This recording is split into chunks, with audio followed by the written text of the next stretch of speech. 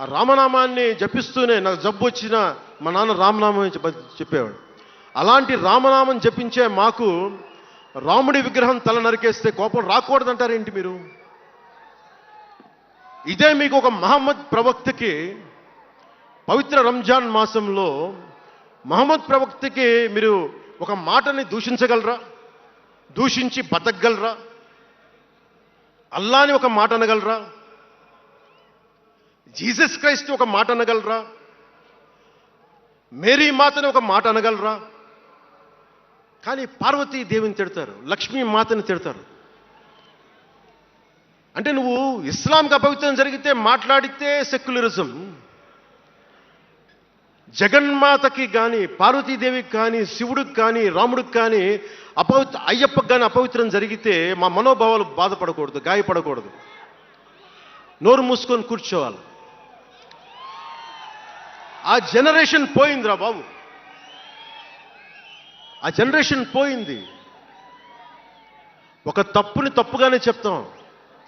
ఒక హిందువు ఒక ముస్లిం పట్ల తప్పు చేస్తే తప్పనే చెప్తాం. ఓల్డ్ సిటీలో ఉండే ఒక నాయకుడు 15 నిమిషాలు కళ్ళు మూసుకోండి, పోలీసుల్ని మేము హిందువులకి ఏంటో మేము చూపిస్తామంటే అది తప్పు పట్టకూడదంటే ఎట్లా? అది మతోన్మాదమా? ఏం మాట్లాడుతున్నారు మీరు? బతుకమ్మ బతుకమ్మ బతుకమ్మ అని చెప్పి బతుకమ్మ పాటని మీరు వెటకారం చేసి ఓల్డ్ సిటీ నాయకుడు మాట్లాడితే దాన్ని డిఫెండ్ చేసుకోవటం హిందూ అహంకారం అంటే నేను ఏం చెప్పండి? నేను అంటే అల్లాహకు ఒక న్యాయం, మహమ్మద్కి ఒక న్యాయం, అమ్మవారికి ఇంకో న్యాయమా? అలా కుదరదు బాబు. ఈ ధర్మం అందరికీ సమాన అవకాశం ఇచ్చింది. సనాతన ధర్మం ఉండబట్టే విజయనగర రాజులు మస్జిద్ కట్టించారు. సనాతన ధర్మం కాబట్టే బంగ్లాదేశ్ని హిందువుల రక్తంతో తడిపి బంగ్లాదేశ్కి విముక్తి కలిగించాం. ఈ చరిత్ర తెలుసుకుంటే కదా. దేశ విభజన జరిగింది. మీరు ఎంతమందికి తెలుసు దేశ విభజన కష్టాలు? మీరు సినిమాలు నరుస్తారు, అక్కడ తాగిపోయారు మీరు. నేను అక్కడ తాగలా. నేను అమితాబ్కి ఫ్యాన్ని, నేను చిరంజీవి గారికి ఫ్యాన్ని, కానీ దేశానికి అంతకంటే పెద్ద ఫ్యాన్ నేను. అంటే మీరు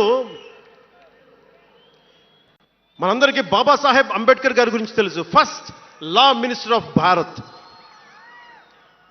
ఎక్కడికి వెళ్ళినా ఆయనకి 100 అడుగులో, తెలంగాణకి వెళ్ళినా ఆంధ్రాకి వెళ్ళినా 100 అడుగులు ఇంకా పైన విగ్రహం పెట్టి మనం ఆరాధిస్తాం. మీకు ఎవరికైనా తెలుసా? అంటే సనాతన ధర్మాన్ని తిడతా ఉంటారు. మీకు ఎవరికైనా తెలుసా? పాకిస్తాన్ ఫస్ట్ లా మినిస్టర్ దళిత కమ్యూనిటీకి చెందిన జోగేంద్రనాథ్ మండల్. ఆయన పేరు ఎప్పుడైనా విన్నారా? ఎంతమంది వినుంటారు? ఆయన ఏ పరిస్థితిలో చచ్చిపోయారో తెలుసా? ఆయన నేను భారతదేశాన్ని నమ్మను, పాకిస్తాన్ని నమ్ముతాను అంటే అంబేద్కర్ గారితో సహా చాలామంది వద్దని చెప్పినా కానీ ఆయన పాకిస్తాన్కి వెళ్ళిపోయి దాన్ని బంగ్లాదేశ్లో చాలా హిందూ జిల్లాలు కలిపేసి ఆయన దళిత కులాల నుంచి వచ్చిన వ్యక్తి. అందరూ ఆయన మాటలు నమ్మి ఆయన సమాజం హిందువులందరూ ఉండిపోతే దేశ విభజన తర్వాత జరిగిన గొడవల్లో దాదాపు ఆయన కుటుంబంలో బంధువులందరినీ ఊచకోతకొచ్చి చంపేశారు. పాకిస్తాన్ లా మినిస్టర్గా వెళ్ళిన వ్యక్తి భారతదేశానికి తిరిగి కాందీసుకుడుగా వచ్చి చనిపోయారు ఆయన. అంటే ఏం చెప్తున్నది ఇది? 10-12% ఉండే హిందువులు పాకిస్తాన్లో, 10-12% ఉండే హిందువులు ఉండే పాకిస్తాన్లో, బలూచిస్తాన్లో